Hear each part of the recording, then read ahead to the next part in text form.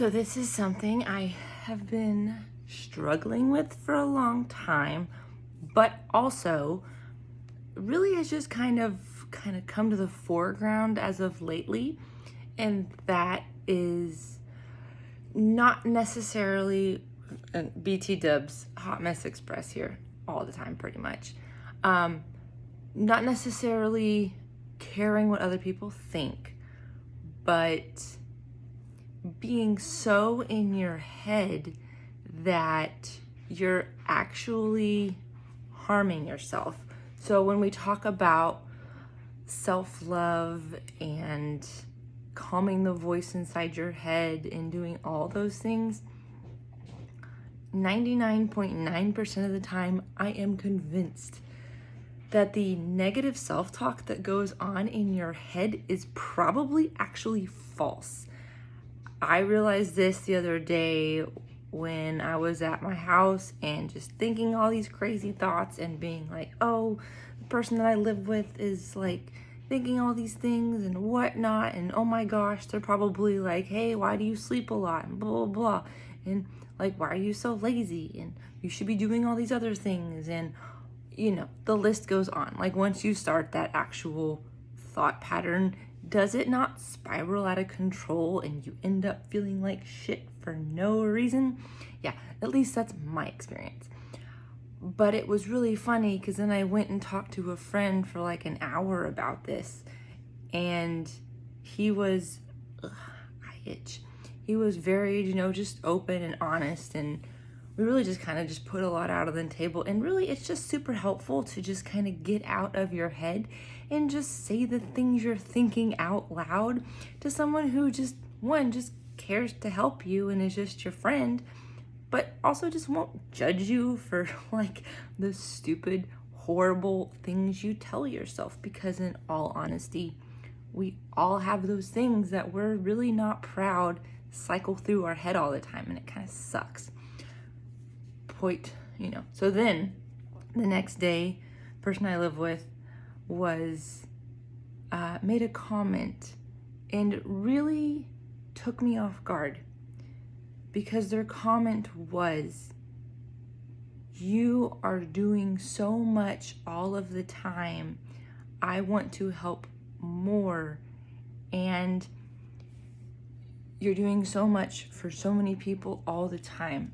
You work like 90 hours a week, like trying to spend more time with your daughter. You're there for your friends. You're there for your family. You do all these things.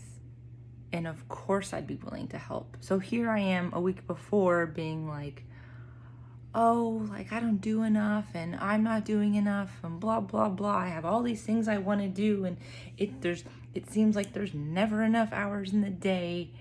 And then I just like, oh, I need to sleep because, like human things, except I don't have a normal sleep schedule because I work 24 to 48 hour shifts and I am on call all that time.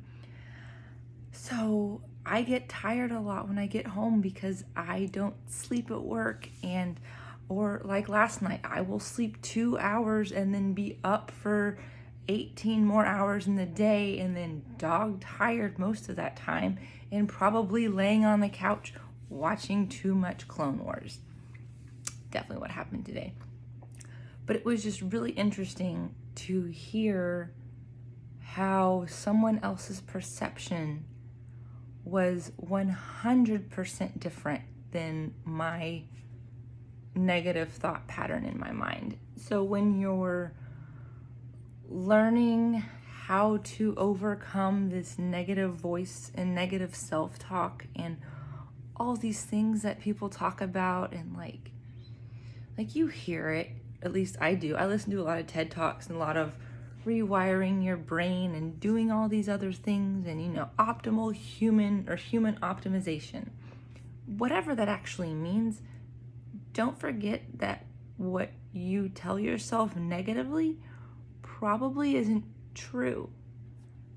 So cut yourself a lot of slack and realize, like I have a note in my bathroom on my mirror. It says, you are doing the best you can with what you have. Keep going. You're doing wonderfully. And I literally just try to tell myself that all the time, because I am a hyper-focused A-type personality and will go after something 100% and completely forget about the fact that I need to do things, like sleep and eat and go outside and talk to people I care about. So, don't forget that you are number one, and be kind to yourself, because you probably are doing the absolute best you can with what you have. And if you're comparing yourself to another person who seems like they can do it better or more flawlessly, I don't know the wording right now of what I'm trying to say, but if you're comparing yourself to someone who seems like they can do it a whole lot better than you're doing right now, and they just seem super put together, chances are they're probably not. I don't know what's going on in their head. I don't know what's going on in yours. But when you're trying to compare yourself to someone else's outward kind of mask, I guess you could say, because we all have the put together mask that we like to show the world versus the actual mask that we are. So if you're comparing yourself to someone else's super put togetherness versus your own, you are going to fail, because it's not real. It's not. None of us have us put together. We're all figuring it out, and we all kind of feel like a failure most of the time. So give yourself some love, and you're still doing the best you can. And there is no need to compare yourself to anybody else, because we're literally all in this together. So I'll see you next one.